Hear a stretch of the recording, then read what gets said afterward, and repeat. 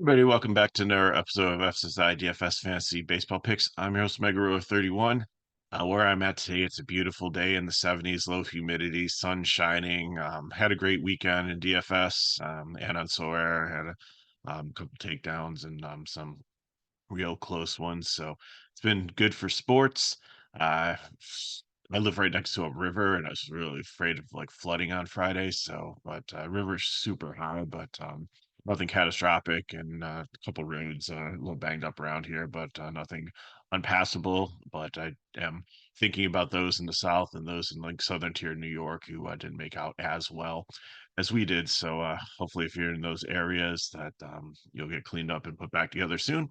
But nice thing is we got a beautiful day of baseball here. I got an 8 game slate and no real issues with weather. So let's get into it. First game we've got is Texas Rangers and Boston Red Sox. It's at Fenway, and the wind's blowing out 9 miles per hour, 73 degrees. Should be great hitting weather here. So Tyler Marley making his second start, I think, after coming back in injury. So kind of off him. I know he's in the cheap range. You need to take a dart, but the Red Sox are worse against left-handed pitching than right-handed pitching. And then on the Red Sox side, Brian Bello is coming back from was it paternity leave or was he sick? He was out for some reason, so there's a couple. He missed the start. I think he got pushed back a couple days, but he should be good to go here. And against this Rangers team that can put up runs, I just don't think that he's a great option either. It's 8 game slate's not a huge slate. It's not a small slate, just somewhere in between, which is nice. But I think I'm really going to be kind of limiting my pitching options. If you're mass multi entering, Molly, maybe probably like 2 or 3%. Bello, maybe 5%. But I just don't see a ton of upside with the weather, the wind blowing out, the caliber of these offenses, and the K rates there. So um, I think I'm probably just going to fade both of them, even though both of them are middle road for strikeouts. So, anyways, bat wise, I think they both are going to be top tiers. I think New York and Arizona are definitely the ones that are number one and number two. But Boston and Texas, I think either one you can make a stack out of. With Texas, I like Smith leading off over Simeon and Seager. I think Simeon's done better in the 3 hole there. Having Young back in the lineup has been good for them. Langford has been pretty strong. And Adolis Garcia has really cooled off and kind of like Langford's kind of taken over like his spot and his production in the lineup. So maybe he'll snap out of it. But time's always decent as catcher. Traveris, if you're doing a wraparound, Nathaniel Lowe he had a home run yesterday. He always still has some power there for you. So Boston wise, still like the lefties here. Duran, Abreu, Yoshida, Devers got the day off yesterday, so he should be back in lineup. Connor Wong, I'm great with right or left. He just seems to be a pretty reasonable mid-range catcher that can produce for you. Dominic Smith, don't really love him. He could be like pitch hit four, and then the rest of the lineup, like Hamilton, I don't know what happened. He was like batting like second and doing really well. Now he's at the bottom, but I guess he's still productive enough that you can do kind of a wraparound with him if you want to go with all lefties. So you can do Hamilton, Duran, Abreu, Yoshida, Nevers, and there's your stack for you. Next game, we have Kansas City and the Twins, 77 degrees. The wind's like negligible there. Brady Singer and Pablo Lopez. I think both pitchers are in play here. Both offenses have done well at times, but both pitchers should be okay here. I don't think there's a ton of K upside. If you look, neither one of them fall in the top 10. And Kansas City has actually been like a 16%, but Lopez can get some Ks. So we'll have to see, like, what happens there. So, like I said, I think both of them are in play. I like them. I don't love them. Singer's been good at keeping power down. He's only given up like home runs in a few games in the last half dozen starts or more. And Lopez has had a couple inconsistent starts. Had a great matchup last time out and didn't do as well as I thought he would, but he's still, one of the ace pitchers on this Minnesota team. So I probably just gonna cross out this game. Like the pitchers, potentially the GPPs. I would only stack these teams. I wouldn't play them as one-offs or anything, but I really don't have a ton of interest in this game at all. Dodgers and Brewers, Clayton Kershaw and Freddie Peralta. Kershaw, I think's okay in the 7.7K range here. I can get you like 15 to 19 points, maybe up to 20. It's not the Kershaw we knew and loved. That was like the Cy Young and playoff MVP and all those great things. He's into the tail end of his season. It's been a great, illustrious season career for him. But I think what we need to do is just keep it in perspective. So I think he'll do okay here because Milwaukee, even though they've been putting up a lot of runs recently, he'll throw a fully right-handed lineup, except for like maybe Frelick against him. They struggle more against lefties than righties. But that was before they threw all these righties in the lineup when they used to have like lefties like Yelich and some others in the lineup. And some of the other um, hitters weren't as developed or out on the injured list. So Kershaw in play here. Milwaukee's K rate is almost 24%. If you're looking at the screen, San Francisco should be 24.3%. That's a typo there. I'll fix that at some point before I put everything out. But anyway, so Kershaw, yes. Peralta on the other side, I don't know. 9.3, I think is a little expensive. I think you can get the same production out of Kershaw for 7.7 that you're going to get out of Peralta in a pretty much neutral matchup. Both teams have a 4 total, and the Dodgers are favored with a negative 112 to a negative 104. So it's not like they're huge, huge favorites here. Mookie Betts making his way back to the lineup. He's going to be batting second. So like Otani's going to be leading off. Betts, Freeman, um, Teoscar Hernandez, Smith will move down to the 5th spot. Lux will stay in there, and then Rojas, Kiermaier, Ricky Hernandez, whoever else they throw at the bottom of the lineup.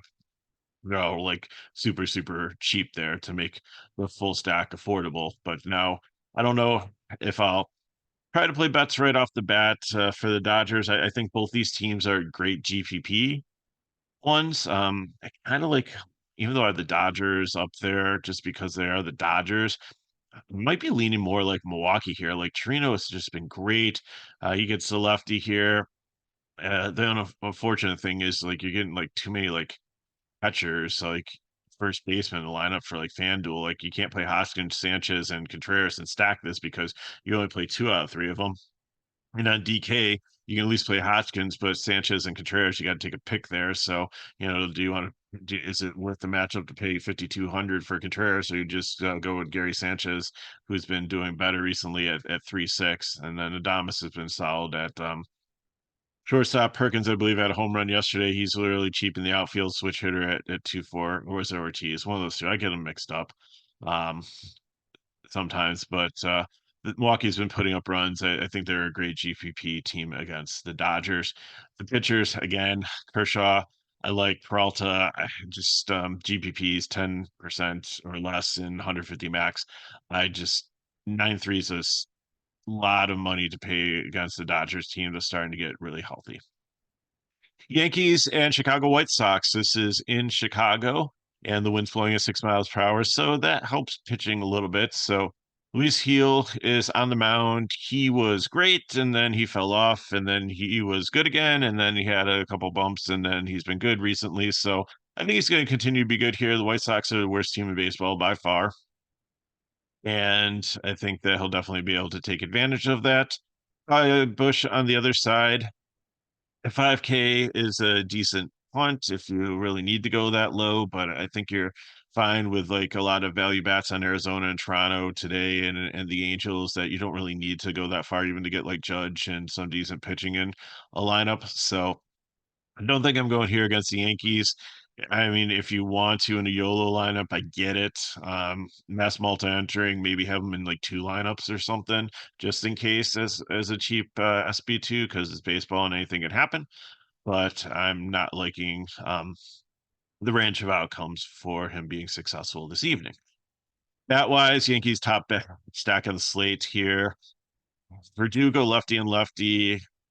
I don't know. I don't know how long Bush is going to last, and and the White Sox bullpen's the worst. So he's cheap at 3-2. So I'm okay putting him in the stack. Soto and Judge. I usually have to pick between them. I lean more Judge this time with the lefty on the mound here, but Soto's definitely in place. Stan had a home run yesterday. He's starting to heat up. Wells left hand fine with same thing with the Verdugo. Wells his power. He's been hitting consistently, and once Bush gets chased out of the game, and maybe it could be after the first four batters, um, if he has really bad, or at least the first time through the rotation, um, or the lineup, he could definitely be against a righty. So Torres has been hitting well recently. Maybe he'll lead off instead of Verdugo sometimes against the lefty. So if he's up in the one spot, I like that. Jazz has been good against either side of the plate. Volpe's been terrible recently. I've kind of been laying off him, and Dila Mayhew at 2.5 still has a little gas left in the tank. White Sox, I'm not really interested. It'd just be a YOLO garbage vomit, whatever you want to call the dumpster stack, just as a contrarian play. But again, Gil has had some off games, so Nicky Lopez leading off, I don't really like. I'd probably go with like Roberts. Benintendi has had a couple home runs recently. Sheets is good, and Vargas I continue to like in his new role here. So I'd probably go with those like four guys. Toronto and the Angels, Bowden Francis and Davis Daniels. Francis, it's a decent matchup here. I don't love it. I don't hate it. So if you're looking for them in a cheap range at 5.8, I think he's okay. Probably won't have a high ownership.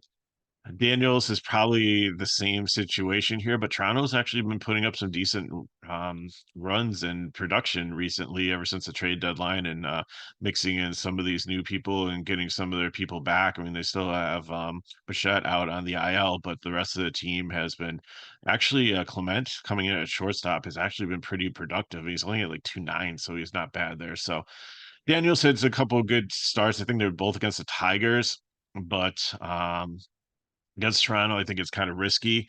I still keep him in play here. I think I might like Bello a little bit more than him, but I don't think at 17 I'm going to be playing a ton of him again. If you're doing the percentage thing, 5% or less, but I think you can go to like 10% or less. I think the Angels have some upside to be able to be taken advantage, even though their K percent is like down to like 20%. They've been pretty solid recently.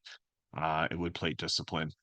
So bat wise, I like both these teams as cheap stacks. Like Toronto, if you take Vlad out of the situation at 5.7, Springer leading off at 4.7 is the middle range, but Varsho has had a couple home runs recently at 3.7. Horwitz has been decent at 3.8.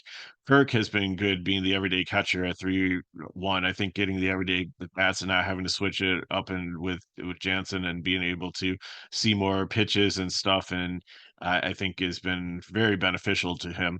Looper Fido, the lefty, like he's got a ton of talent with when he came up with Houston, and Toronto definitely wanted him in this trade. So I think he's a future necessarily all-star, but a solid player. And Clement, like I said, has been doing decent. Angels side, like Chanel, like I said, I haven't been able to play him in my Angel stacks, but I've been playing him more and more recently after I've seen how good his plate discipline is and being able to take walks and be patient there, and does have some power. Neto's been solid at shortstop. Hopi at catcher.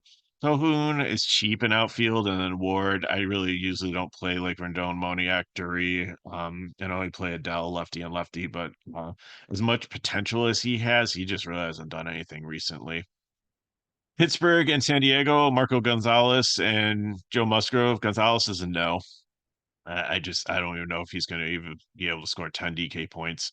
Musgrove, it should be okay. Pittsburgh's been okay recently. It's kind of a neutral park move because their park is pretty much a pitcher's park, and San Diego is also. So, and Musgrove's been okay. Hey, again, if you land in his range and he's your option to for your SP2, okay, I'm good with that even in cash, but I'm not going on my way to try to play any Musgrove on the slate. And Pittsburgh bats, I think they're still relatively cheap, other than Reynolds and Cruz, like Bard at catcher. Tellez at 3K has done well in his career against right-handed pitching. Um, De La Cruz, kind of Falafa has been like all over the place, but people keep on wanting him in trades just because he does have speed and can hit with contact. And Bay a couple years ago was like decent hitting at the front of this Pittsburgh lineup, and I thought it was going to be a budding star, but just kind of fallen off through injuries and other things. Um, like lack of production, but at 2.8, there's another lefty. So in Pittsburgh's like more of a GPP. Like I don't think I'd have to say, okay, I'm gonna build some kind of Pittsburgh stack here against Musgrove, but I don't really love it.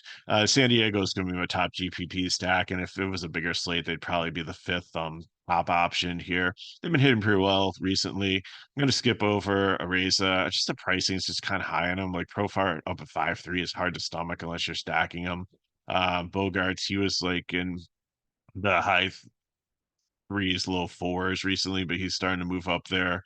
Machado at 5.7 is just very expensive. I just think they know the pitcher they're up against here, and DK priced him up accordingly.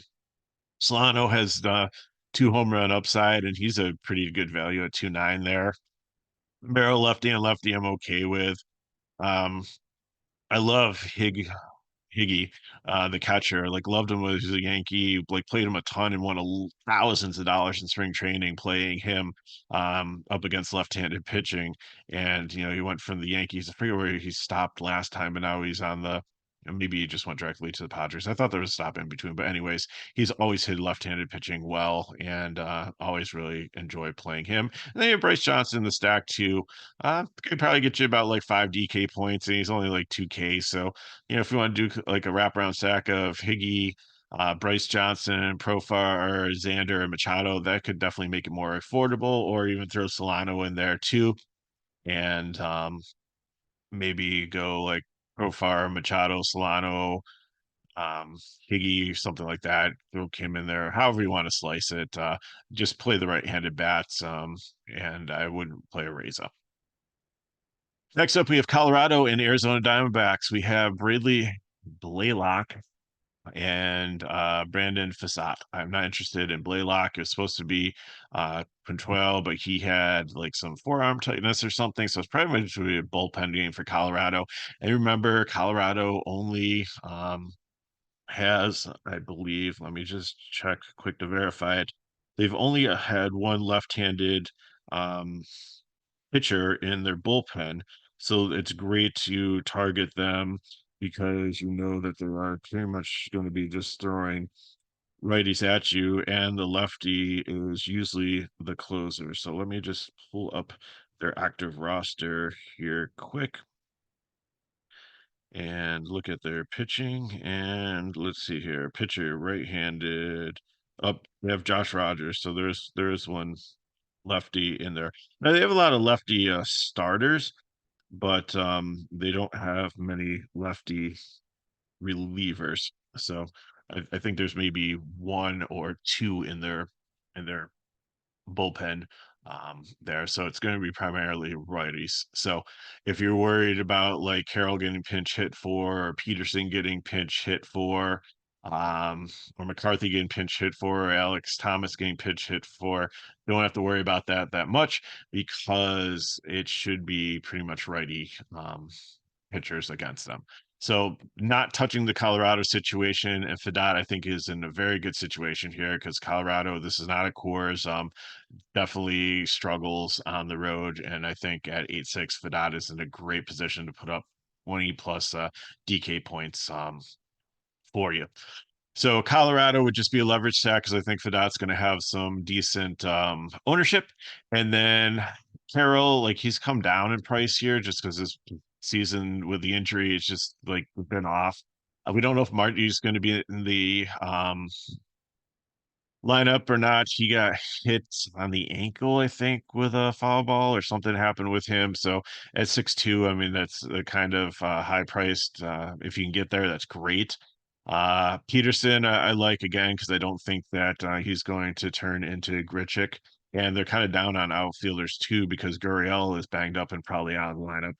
Bell just continues to be a monster, hitting both sides of the plate at 3.5. It's just so underpriced. Definitely a cash game piece there. And Adrian Del Castillo comes up as catcher, and he's only 2-1, and this guy has been hitting pretty well in the limited plate appearances he's seen. And again, I don't think that they're going to take him out because Moreno's banged up. So with all these injuries, it's going to make a really cheap on a Diamondback. And McCarthy's getting some playing time, and Thomas with the outfield injuries, both of them are pretty cheap. And Thomas was a pretty decent prospect year before, just hasn't been able to stick up in the major leagues. But I think, if he continues to get some at bats, also kind of like when I was talking about the Blue Jays catcher there, the more and more he sees, I think the better he's going to get. So at 2.5 is a decent option per Padermo. So love the Diamondbacks. They're so cheap. They're really easy to fill in with your main stack there. Or you can make them your main stack also. Final game we have is a great pitching duel here, Chris Sale and Blake Snell. Sale's been just super solid all season. And Blake Snell had the no hitter, and then he got a little bit roughed up in his next start out, which is it's kind of expected sometimes to go further, and like there's a little bit of fatigue there, but he should be okay. I like both pitchers here, and I think if you want to play both of them, there is enough value to make it happen for you. And bat wise, I think both of these, I wouldn't take any one offs. They're just going to be contrarian stacks. Solaris heated up a lot. It's a revenge game. He just got traded. It was a good circumstance for him, so I don't think he's got any ill will against San Francisco. But he goes back to the ballpark where he spent the early part of the season, so you've got that revenge narrative. Riley's been decent. Ozuna's been decent. Olsen, I never playing lefty and lefty. Arcia's been solid. Murphy is catcher I like. And then Eli White's been called up also. They got rid of Rosario, who they called up, they traded for Washington. He had some decent points in the season, but he just wasn't cutting it, and they just had the hard decision, sent him down to AAA and brought White up. So he, being a veteran, could have declined that option, but he didn't. He's going down there, so we might see Rosario up if they do make the playoffs to help them make the push, and maybe just seeing some more regular at bats in AAA should help him out. But Eli White is definitely somebody too that has a little bit of the speed and is pretty cheap that you can use as a cheap wraparound stack also.